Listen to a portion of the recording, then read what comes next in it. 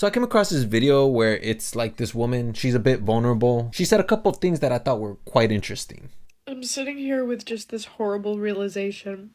I've been divorced for 3 years, and in that 3 years, I have spent most of my days figuring out how I can become physically, mentally, financially, spiritually healthy enough to be able to afford and take care of a child. And not only have I taken that time, but I've done the math, and it does not work out. I am not young enough or fertile enough or financially stable enough to even do another round of IVF. And at 36, like, I'm sorry, like, you're gonna say, like, you have time. Like, I don't, because I can't spend another minute of my life trying to make something work when I'm just fighting upstream. I don't have a support system. I don't have the money.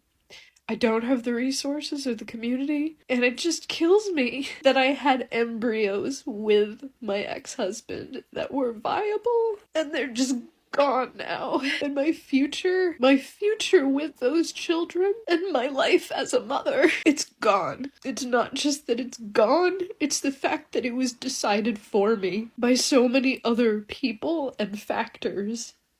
And that's what kills me. Because it was not my choice. And I'm angry. And I'm heartbroken. And I want to go over it because I have an interesting take and I want to see what you guys think of it. So I don't know this woman's circumstance, okay?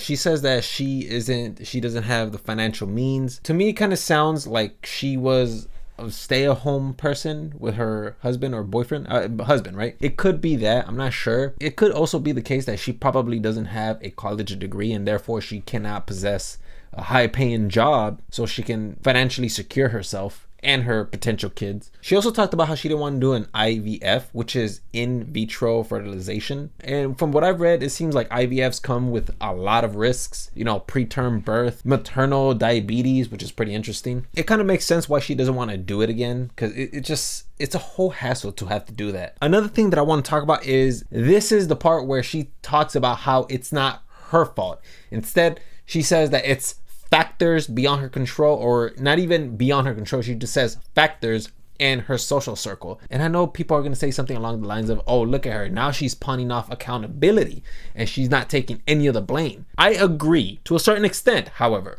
I still think that she's still at fault in a certain way. One of the ways I like to live, one of my principles is that we are only in control about like 30%.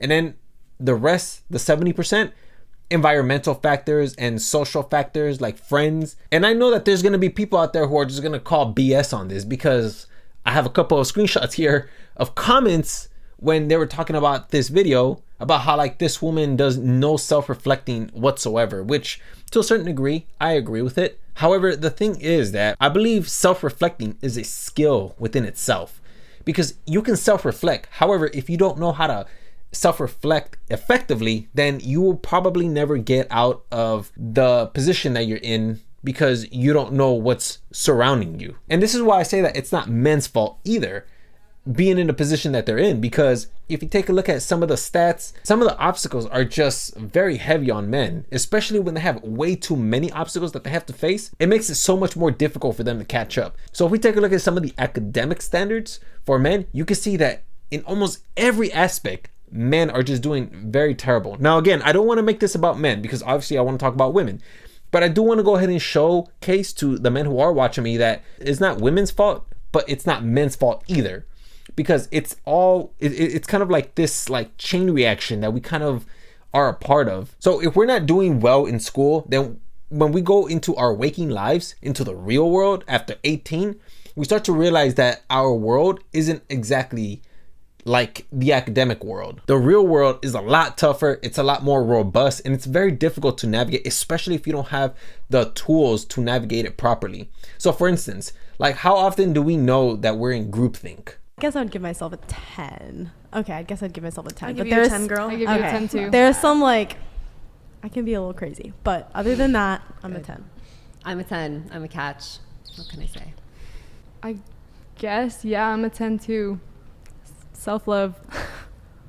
Yeah, I'd say a 10. Life's too short to hate yourself. Am I right? Like all of those women, they said that they're 10s, but they don't realize that they're just group thinking that entire answer. Because when they all say that they're 10s, then what they're really saying, that entire group, what they're really saying is that we're just average. And I think that the way we navigate the world is that we live in this reality, our reality that has been put there, not put there, but developed by all of the people around us, telling us that we're queens or that we're kings, that men age better, women, they hit the wall. All of that stuff it defines us. And I feel like if you're not aware of it, you're being primed to be set up for a potential failure in the future. In other words, when people give you affirmations, when people give you compliments, when people crap on you, that's them defining you. And a lot of people allow that to be their definition. And it's very rare when a person's actually aware of this going on. Like for instance, I like to consider myself a person who is aware of a lot of this stuff because I recognize groupthink.